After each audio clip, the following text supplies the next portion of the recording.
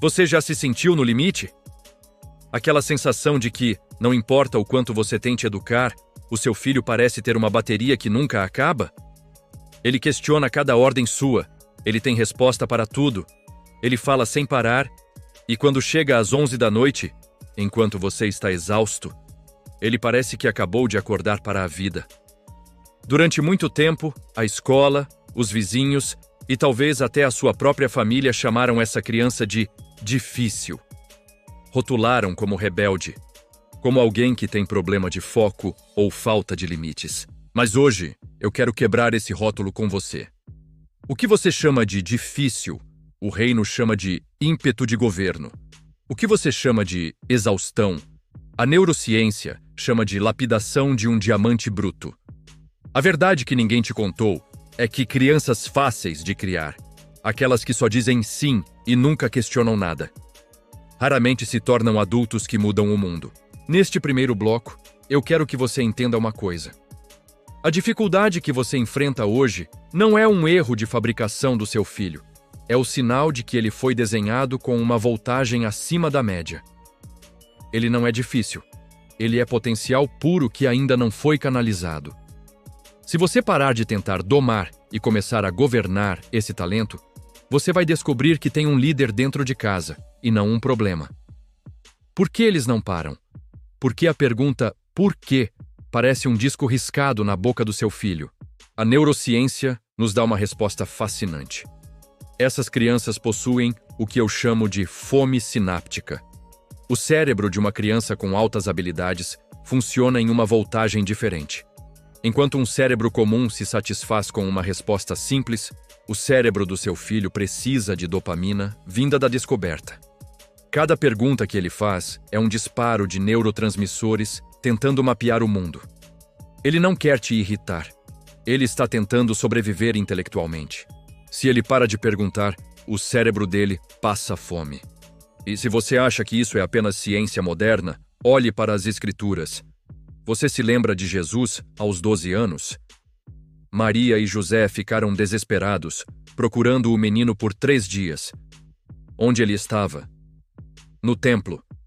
Mas preste atenção no que o texto diz. Ele estava no meio dos doutores, ouvindo-os e interrogando-os.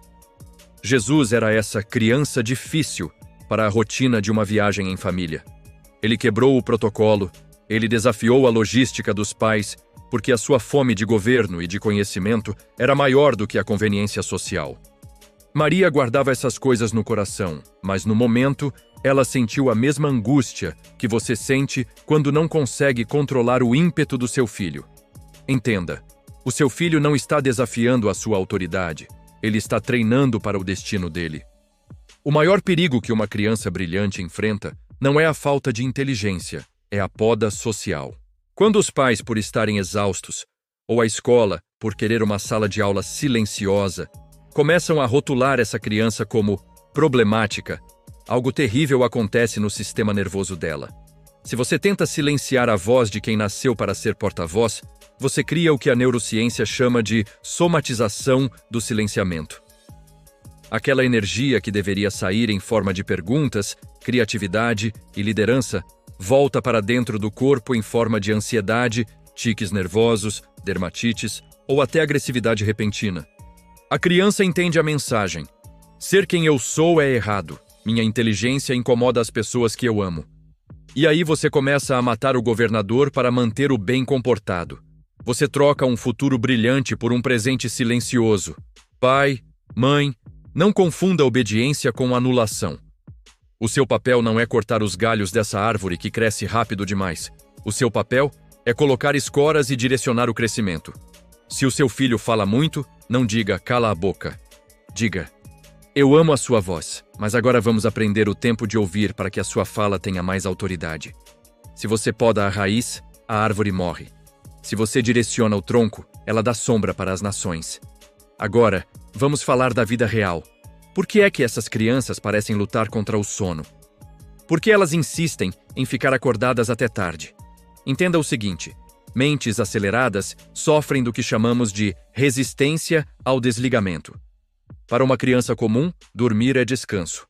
Para uma criança com sede de aprendizado, Dormir é uma interrupção de um mundo que é interessante demais para ser ignorado.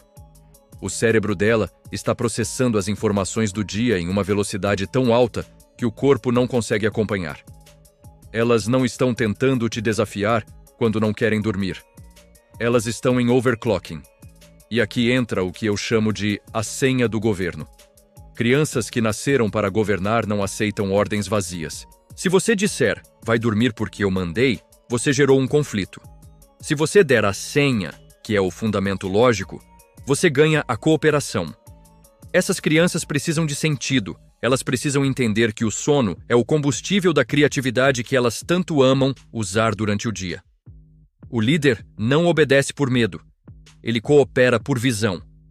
Pare de dar ordens secas e comece a dar fundamentos.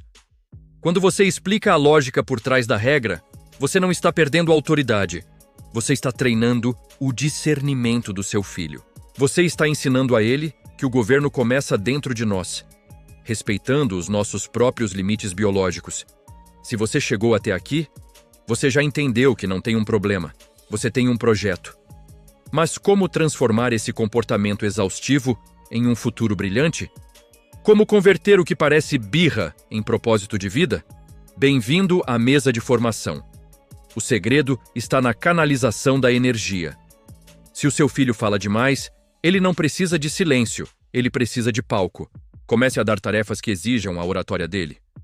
Peça para ele explicar um assunto. Peça para ele liderar uma oração ou contar a história do dia na mesa do jantar. Transforme o falador em um comunicador. Se o seu filho questiona tudo, ele não é um rebelde, ele é um investigador. Em vez de se irritar, dê a ele problemas para resolver. Pergunta a opinião dele sobre decisões da casa. O líder precisa sentir que a sua mente é útil e não apenas um incômodo. Lembre-se, você não está criando um filho para ser educado para os seus vizinhos ou para os seus parentes no almoço de domingo. Você está treinando um embaixador para as nações. A birra de hoje é apenas o motor potente de um carro de corrida que ainda não aprendeu a usar o volante. Quando você governa a energia do seu filho hoje com sabedoria, você garante que a sua descendência não será apenas passageira da história, mas protagonista do design divino. Pai, mãe, educador, respire fundo. Olhe para o seu filho hoje com outros olhos. O peso que você sente nos ombros não é um castigo. É a glória de ter sido escolhido por Deus para lapidar uma joia rara. A exaustão passa, mas o legado de um filho bem governado é eterno. Se este vídeo trouxe um alívio para o seu coração e uma nova visão para a sua casa, não guarde isso só para você. Inscreva-se agora no canal Faustino Ribeiro. Fé, arte e educação. Ative o sininho. Porque todos os dias nós temos um encontro marcado aqui para destravar o seu governo e a sua mentalidade. Compartilhe este vídeo no grupo da família. Mande para aquele pai ou mãe que você sabe que está exausto e precisa dessa palavra de esperança. Vamos juntos levantar uma geração de embaixadores. E se você quer dar um passo além e dominar as técnicas de psicologia, linguagem corporal e influência para governar o ambiente do seu lar, comente "Eu quero" aqui embaixo. Eu vou te enviar o acesso ao nosso manual completo para você destravar o destino da sua descendência. Obrigado por estar comigo até aqui. E para você continuar mergulhando nesse mar de conhecimento e princípios, clique nesse quadro que está aparecendo aqui ao lado. Tem um conteúdo especial esperando por você para continuar essa jornada de governo. Um forte abraço, fique com Deus e lembre-se, quem governa o hoje, domina o amanhã. Até o próximo vídeo.